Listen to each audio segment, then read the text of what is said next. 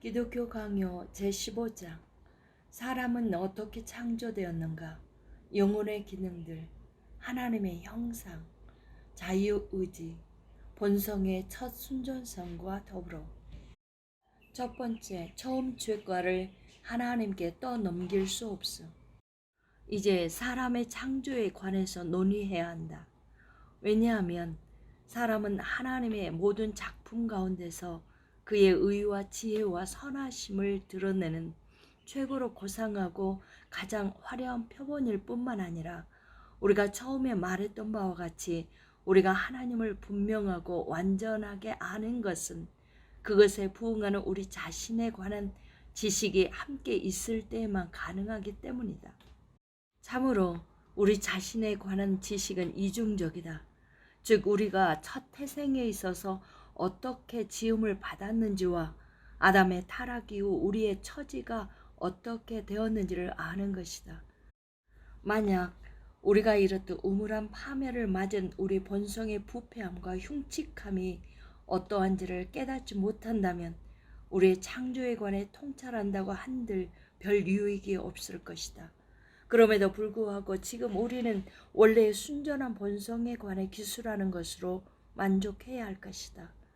말할 나위 없이 사람이 지금 빠져있는 저 비참한 처지를 세부적으로 다루기 전에 먼저 그가 태초에 어떻게 조성되었는지를 통찰하는 것이 가치가 있다. 우리는 덮어놓고 사람의 본성적인 악행들만을 제시함으로써 우리가 그것들을 그 본성의 창시자에게 돌리고 있듯이 보이지 않도록 주의해야 한다. 왜냐하면 이를 구실로 불경건은 사람이 지니고 있는 모든 사악함이 어떠한 방식으로든 하나님으로부터 나왔다고 주장될 수만 있다면 충분한 변명거리가 된다고 그때부터 생각하기 때문이다. 불경건은 비난을 받게 되면 지체하지 않고 하나님과 논쟁을 벌이고 마땅히 피고의 자리에 서야 할 그 죄과를 하나님께 떠넘긴다. 그리고 자기들의 신령에 관해서 더욱 정교적으로 말하고 있다고 여겨지기를 원하는 사람들은 그러하면 할수록 자기들의 타락에 대한 변명거리를 본성에서 찾아내려고 마음 쏟으며 애를 쓴다. 만약 암암리에 그런다고는 하지만 그들 역시 의식하지 못한 채 하나님의 존영을 훼손하고 있다. 왜냐하면 만약 어떤 사악함이 사람의 본성에 내재해 있다고 여겨지기라도 한다면 이는 하나님에 대한 모욕으로 귀결되기 때문이다.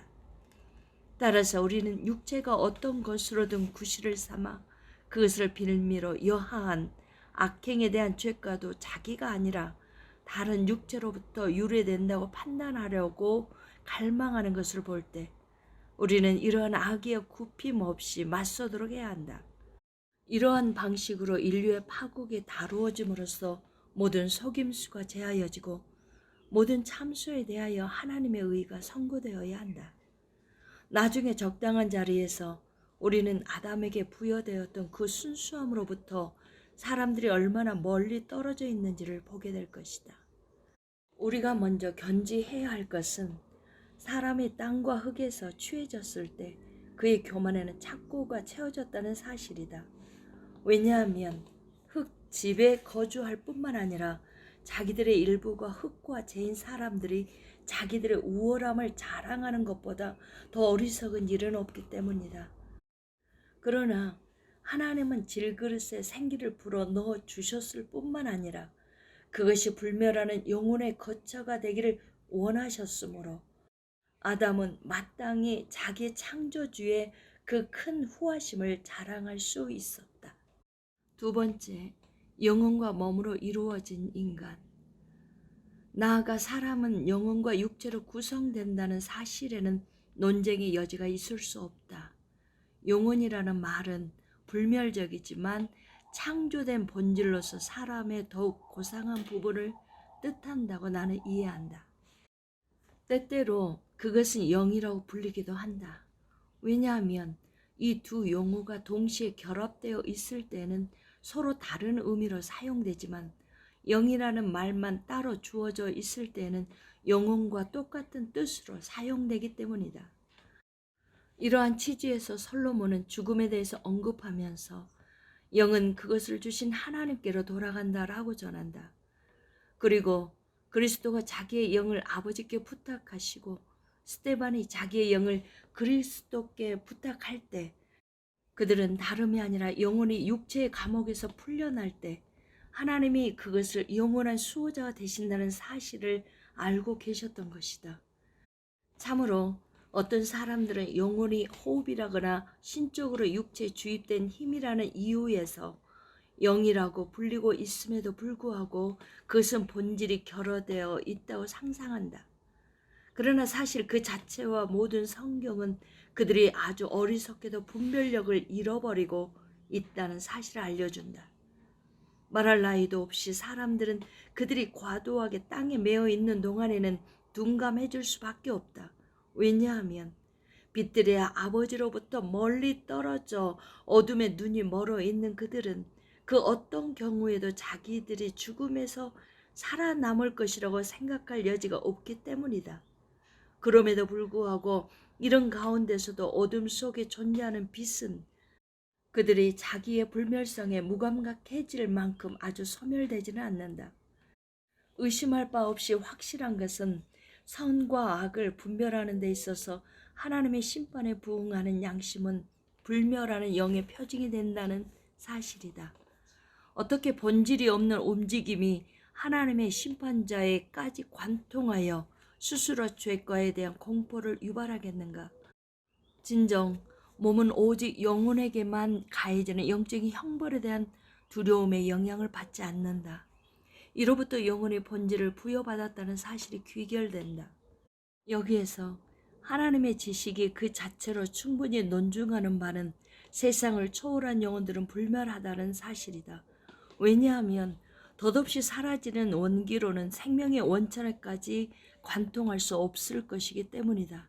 요컨대 인간의 마음에는 지극히 뛰어난 선물들이 작용하여 신적인 무엇이 그것에 새겨져 있다는 사실을 항변하는데 그때마다 그것들은 불멸하는 본질에 대한 증언들이 된다. 참으로 야수들에게 내재한 지각은 몸 너머로 나아갈 수 없을 뿐더러 그것의 대상이 되는 사물들보다 더 멀리 확장되지도 않는다. 그러나 사람의 마음의 기민함은 하늘과 땅 그리고 자연의 은밀한 것들을 두루 살피고 이해와 지성으로 모든 세대를 파악하는 가운데 각 사물들을 그 고유한 열에 맞추어 배치하고 과거의 것들로부터 미래의 것들을 유추함으로써 사람 안에는 몸으로부터 분리된 무엇이 숨어 있다는 사실을 명확하게 논증한다. 우리는 지성을 가지고 보이지 않는 하나님과 천사들 그리고 몸으로는 결코 포용할 수 없는 무엇에 대한 생각을 품는다. 우리는 육체적인 감각들에는 숨겨져 있는 올바른 것들, 의로운 것들, 정직한 것들을 포착한다. 그러므로 영이 그 지성의 좌소가 됨이 마땅하다. 달리 생각해보면 심지어 생명이 빠져나간 듯이 보이게끔 할 정도로 사람을 무감각하게 만드는 잠은 그 자체로 불멸에 대한 분명한 증인이 된다. 왜냐하면 잠은 결코 행해진 적이 없는 것들에 대한 생각들 뿐만 아니라 다가올 미래로 나아가는 전조들을 미리 제시하기 때문이다. 나는 세속적인 작가들의 유창한 수식어를 곁들인 말들을 사용하여 웅장하게 찬미하고 있는 이런 사실들에 대한 간략하게 다루었다. 그러나 경건한 독자들 가운데는 이 단순한 공고로도 충분히 효과가 있을 것이다. 우리가 보듯이 만약 영혼이 몸으로부터 분리되는 본질적인 그 무엇이 아니라고 한다면 성경은 우리가 흙집에 거주하고 있으며 죽음에 의해서 육체의 장막으로부터 떠나 옮겨가서 썩을 것을 벗어버리고 결국 마지막 날에는 각자가 몸 가운데서 행하는 바대로 상급을 받게 될 것이라고 가르치지 않았을 것이다. 참으로 이러한 말씀들과 여러 군데 흩어져 있는 유사한 말씀들은 몸으로부터 영혼을 뚜렷이 구별할 뿐만 아니라 사람이라는 명칭을 영혼에 돌림으로써 그것이 사람의 주요한 부분이라는 사실을 적시한다. 말하자면 바울이 성도들에게 육과 영의 온갖 더러운 것에서 자신을 깨끗이 하자 라고 권할 때 그는 죄의 추한 찢기가 자리 잡고 있는 두 부분을 확고하고 공표한 것이다. 또한 베드로가 그리스도를 영혼의 목자와 감독이라고 부를 때 만약 그리스도가 이 직분을 수행하신 대상이 되는 영혼이 없었다면 베드로가 말한 것은 거짓이었으리라. 만약 영혼이 고유한 본질을 가지고 있지 않다면 베드로가 영혼의 구원에 관하여 말하는 것과 영혼을 정결하게 하며 영혼을 거스리는 사악한 정욕과 싸우라고 명령하는 것이 모두 설 자리가 없게 될 것이며, 또한 히브리서 저자가 목자들이 우리의 영혼을 위하여 경성하기를 이라 말하는 것도 그러할 것이다. 같은 맥락에서 바울은 하나님을 자기 영혼에 대한 증인이라고 부르고 있는데, 이는 영혼이 형벌을 받을 자리가 아니라면 그것이 하나님 앞에서 범죄자가 될 수 없기 때문이다. 그리스도의 말씀은 이러한 사실을 더욱 분명하게 설명해 준다. 그는 육체를 죽인 후에 영혼을 지옥의 불에 보낼 수 있는 일을 두려워하라고 명령하신다. 참으로 히브리서 저자는 영의 아버지로서 한 분이신 하나님으로부터 우리 육체의 아버지들을 구별하는 가운데 그 이상 더할 수 없을 만큼 명확하게 영혼의 본질을 주장하고 있다. 덧붙이자면 만약 육체의 감옥으로부터 해방된 영혼이 산채로 남아있지 않다면 나사로의 영혼은 아브라함의 품에서 즐겁게 향유하고 있는 반면 부자의 영혼은 가공할 고통에 이르는 심판을 받고 있다고 전하는 그리스도의 말씀이 불합리하게 될 것이다. 바울은 우리가 육체 가운데 거주하는 동안에는 하나님에게서 떠나 나그네의 삶을 살고 있으나 육체 밖에서는 그의 현주를 향유한다고 가르치면서 이와 동일한 사실을 확언하고 있다. 조금 더 어렵지 않은 이 점에 대해서 더 이상 부연할 필요가 없기 때문에 나는 누가가 전하는 말씀으로부터 사두개인들의 오류들 가운데 그들이 영과 천사들을 믿지 않았다는 사실이 언급되고 있음을 지적하는 것으로서 그치고자 한다. 세 번째, 하나님의 형상에 따라 창조된 사람. 또한 이 사안에 대한 확고한 증거는 사람이 하나님의 형상으로 창조되었다고 일컬어지는 것으로부터 얻어진다. 비록 하나님의 영광이 겉사람에서 빛나고 있다고 하더라도 그 형상의 고유한 좌소는 영혼에 있음은 의심할 여지가 없다. 참으로 나는 우리의 외양이 우리를 야수로부터 구별하고 분리하는 이상 동시에 우리를 하나님께 더욱 가까이 결합시킨다는 사실을 부인하지 않는다. 만약 어떤 사람이 모든 다른 동물은 몸을 굽혀 땅을 바라보고 있으나 사람에게는 고상한 얼굴이 주어진 가운데 하늘을 보고 별들을 향하여 일어나 고개를 들라는 명령이 떨어진다라는 말이 하나님의 형상이라는 제하에 속한 것으로 여겨지기를 원한다고 해서 이를 두고 나는 너무 격하게 다투고자 하지는 않는다. 단지 이런 외부적인 표지들로 보이거나 드러나는 하나님의 형상이 영적이라는 사실은 확고하게 견지되어야 한다. 오지안드는 그의 작품들이 증명하듯이 무익한 허구들을 내세워 자기의 영리함을 사악하게 드러내는데 하나님의 형상을 영혼과 몸에 차별 없이 확산시킨다.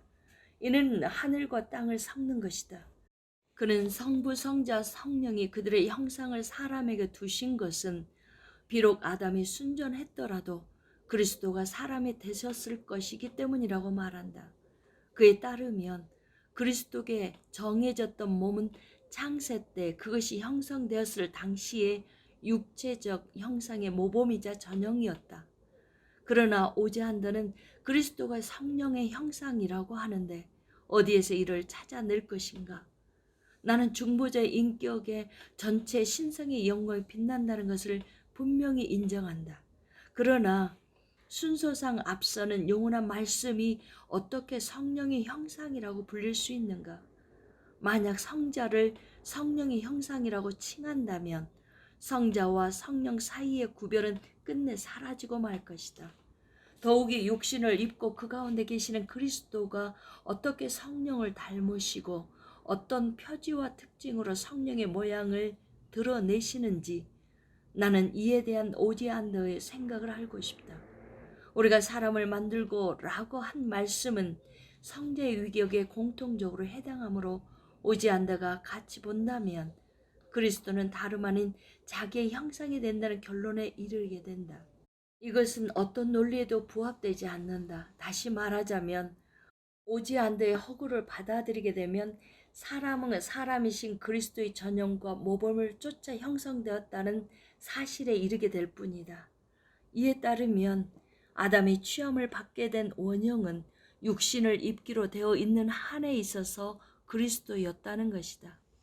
그러나 성경은 이것과는 전혀 다른 의미에서 아담이 하나님의 형상을 따라 창조되었다고 가르친다.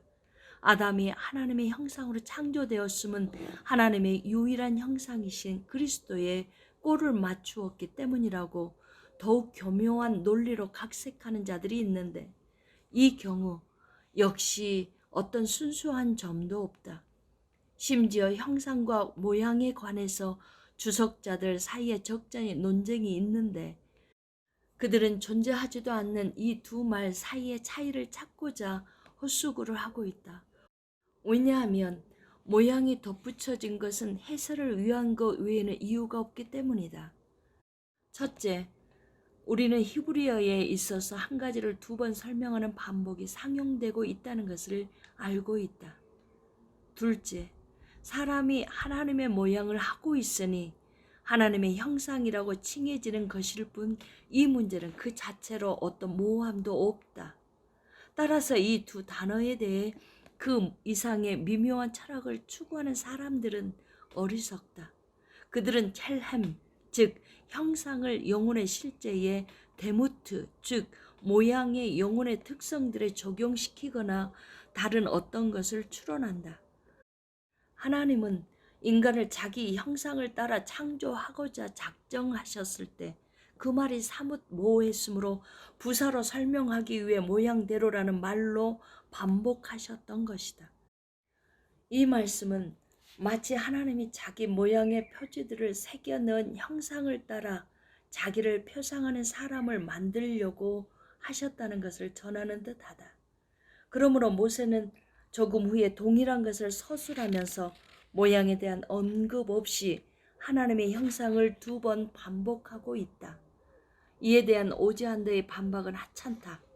그는 사람의 일부분이나 사람에게 부여된 은사들을 지닌 영혼이 아니라 흙에서 취해졌을 때부터 명명된 이름인 전 아담이 하나님의 형상이라 불린다고 주장한다. 내가 하찮다고 말하는 것이 무엇을 의미하는지 건전한 모든 독자들은 판단할 수 있을 것이다.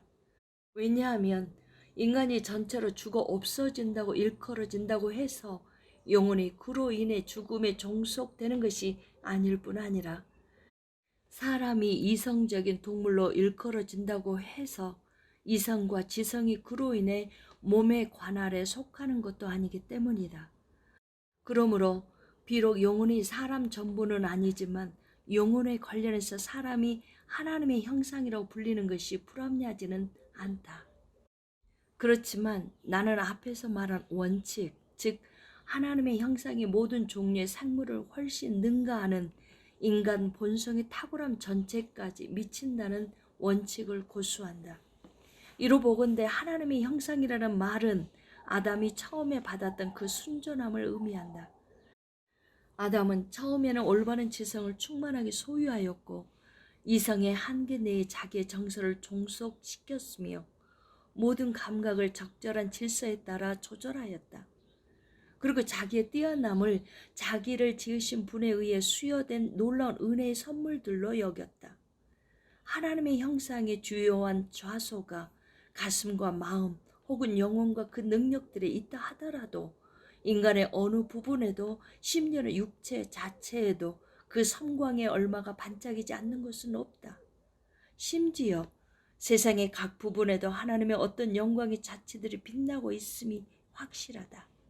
여기에서 우리가 미루어 생각할 수 있는 것은 하나님의 형상이 사람에게 주어질 때 사람을 모든 피조물보다 더 높이 세우는, 달리 말하면 그를 범상한 것과 분리시키는 무언의 대조가 근저에 놓여 있다는 사실이다. 진정 그리스도가 증인이 되시듯이 우리에게 있어서 최상의 완전함이 천사들과 같이 되는 데 있다고 할진대 그들이 하나님의 모양으로 창조되었다는 사실이 부정되어서는 안 될 것이다. 그러나 모세가 특별히 사람을 오직 가시적인 피조물들과만 비교할 때 이 독특한 영예로운 이름으로 우리를 향한 하나님의 은혜를 찬미하고자 한 것은 괜한 일이 아니라. 아멘.